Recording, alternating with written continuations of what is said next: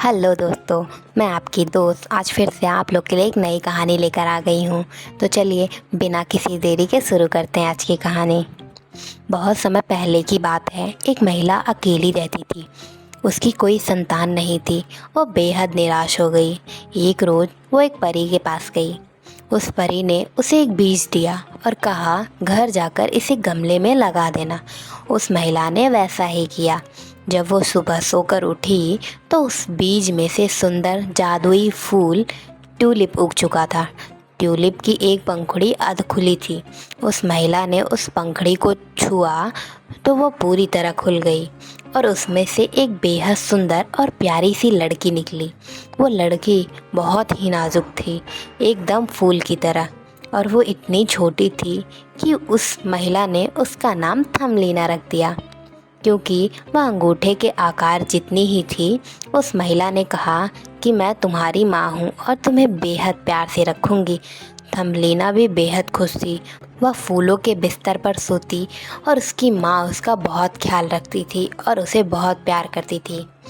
एक रोज़ वह खेल रही थी तो एक मेंढक की नज़र उस पर पड़ी। उसने देखा और सोचा, यह लड़की तो बहुत ही सुंदर है, मैं अपने बेटे की शादी इससे करवाऊंगा।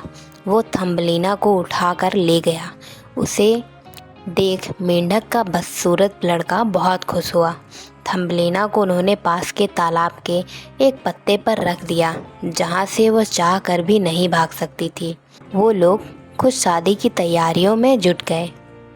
थम्बलीना रोने लगी कि तभी एक तितली की नज़र उस पर पड़ी तो उसने उसे उठाकर फूलों के शहर में छोड़ दिया। तितली थम्बलीना के लिए कुछ खाने का इंतज़ाम करने गई थी और इतने में ही एक काले झिंगुर ने उसे देखा और उसकी खूबसूरती पर फिदा हो गया। लेकिन थम्बलीना ने उसे कहा कि हम लोग बहुत ही अलग प्राणी हैं। झिंगुर के दोस्तों ने भी कहा कि ये तो बहुत ही अजीब है, ये हमारी तरह सुंदर नहीं है। तो उन्होंने थम्बलीना को छोड़ दिया। थम्बलीना घर जाने का रास्ता ढूंढ रही थी और जंगल में भटकते भटकते वह एक बिल के पास पहुंची। बिल की मालकिन एक बूढ़ी चूहिया थी। उस चूहिया ने थम्बलीना को आसरा दिया, लेकिन बदले में उसे घर के सारे काम करने को कहा। साथ ही एक और शर्त भी रखी कि चाय के समय थम्बलीना को उसे और उसके पड़ोसी चूहे मिस्टर मोल को कहानी भी सुनानी होगी। इतने में ही वह पड़ोसी चूहा मिस्टर मोल वहां आया और उसने थम्बलीना को देखा। थम्बलीना पर उसका दिल आ गया। मिस्टर मोल ने बूढ़ी चूहिया को कहा कि उन्हें एक नया घर देखने चलना है, तो वो थम्बलीना को भी साथ लेकर चल दिए। रास्ते में थम्बलीना ने देखा कि एक चिड़िया घायल अवस्था में बेहोश पड़ी है।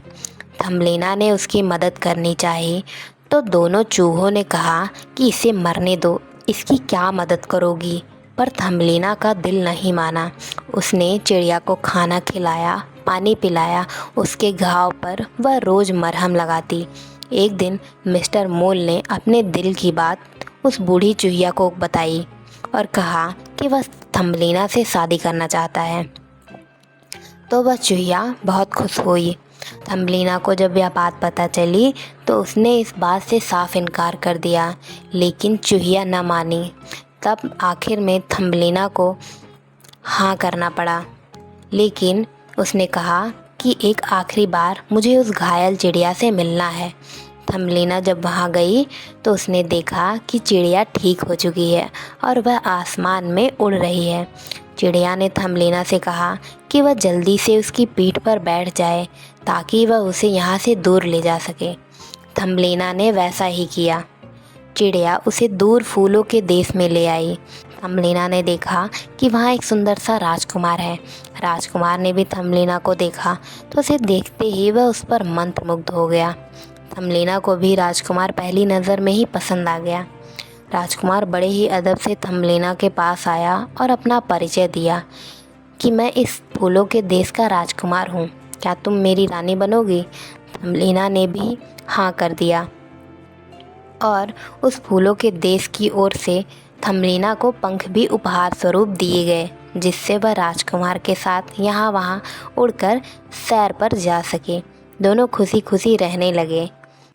तो दोस्तों, ये रही हमारी आज की कहानी। अगर आपको यह कहानी अच्छी लगी तो वीडियो को लाइक करें और अपने दोस्तों के साथ भी ज़रूर शेयर करें। मैं आपसे फिर से मिलूँगी एक नई कहानी के साथ। तब तक के लिए आप अपना ध्यान रखें और बाय बाय।